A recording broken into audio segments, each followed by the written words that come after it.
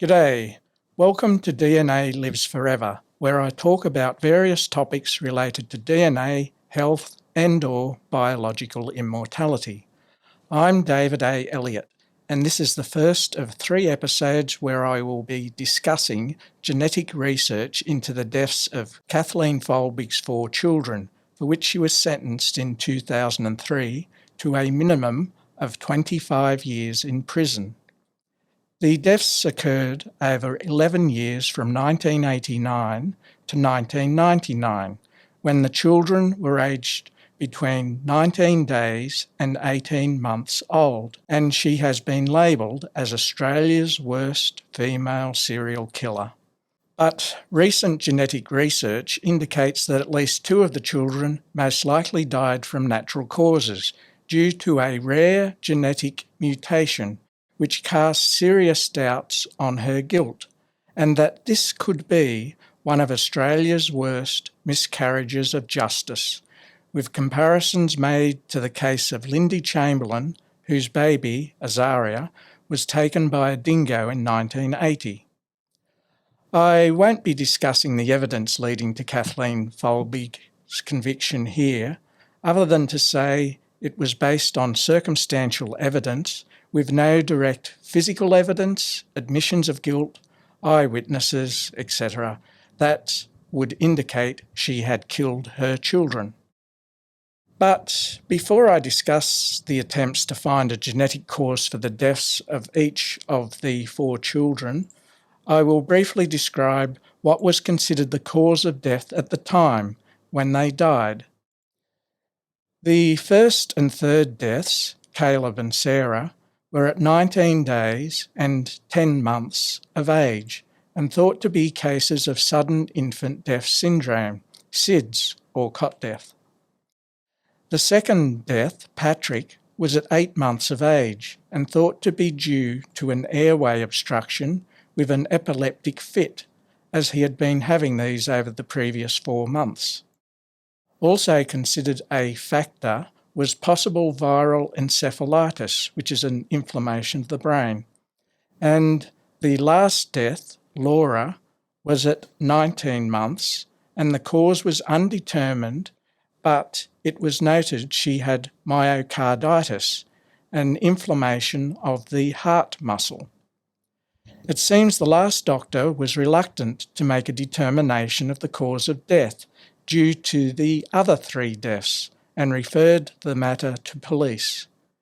At the 2019 inquiry into Kathleen Folbigg's conviction, this doctor agreed myocarditis was a possible cause of Laura's death, after 3 experts said they would have recorded it as the cause.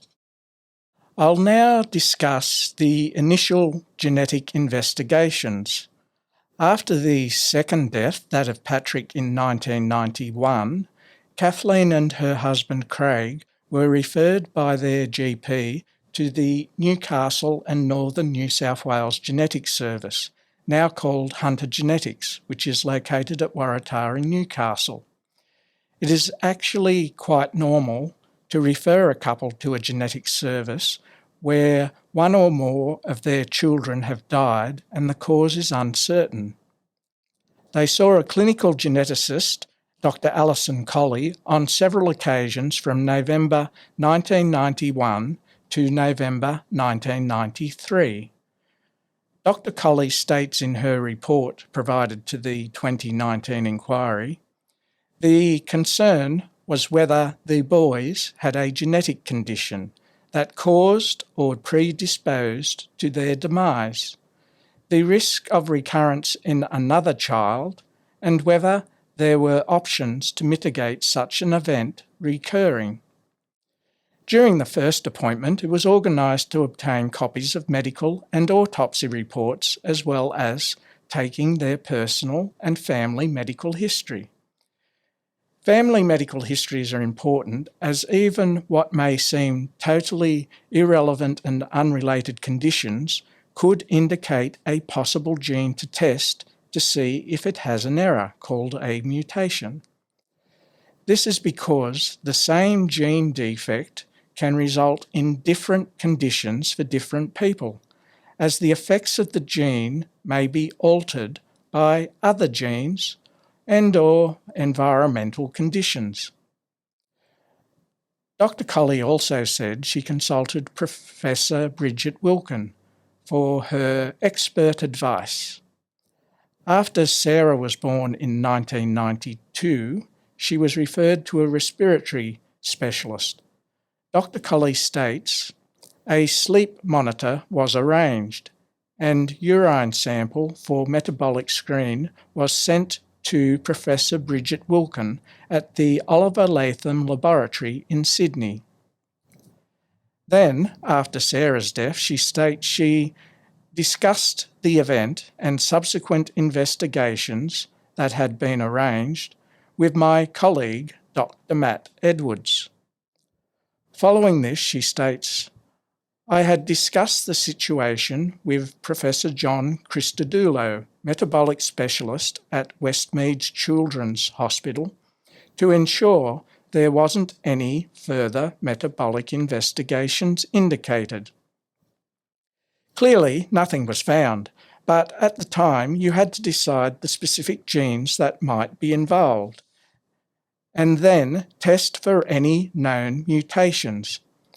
Unfortunately, the functions of many genes were not known, and to some extent they still aren't. So it seems probable that only the known genes more likely to be responsible for the children's deaths would have been tested.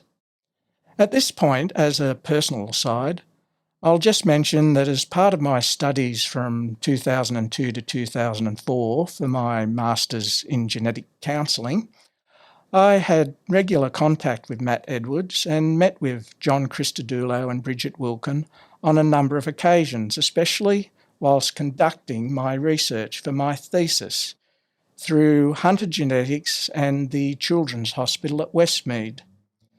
Anyway, moving on.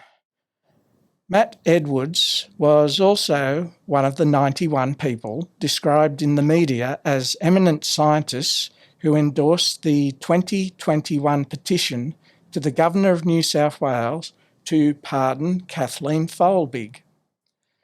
Some of these scientists were also Nobel Prize winners and previous Australians of the Year. For example, Professor Ian Fraser was awarded Australian of the Year in 2006 for his development of the vaccine against the virus involved in cervical cancer. Their stated reason for their endorsement of this petition was that the scientific and medical evidence referred to herein creates a strong presumption that the Folbigg children died of natural causes. The scientific and medical evidence referred to in the petition centres around recent research into possible genetic causes for the children's deaths. As I said earlier, when searching for a genetic cause at the time of the children's deaths, it was necessary to determine specific genes that might have caused their deaths and test for any known mutations in those genes. But now, with genetic sequencing technologies having advanced in leaps and bounds over the last couple of decades, it is now possible to work in reverse. That is, through a process called whole genome sequencing, we can now sequence the entirety of a person's DNA and effectively find all of the errors.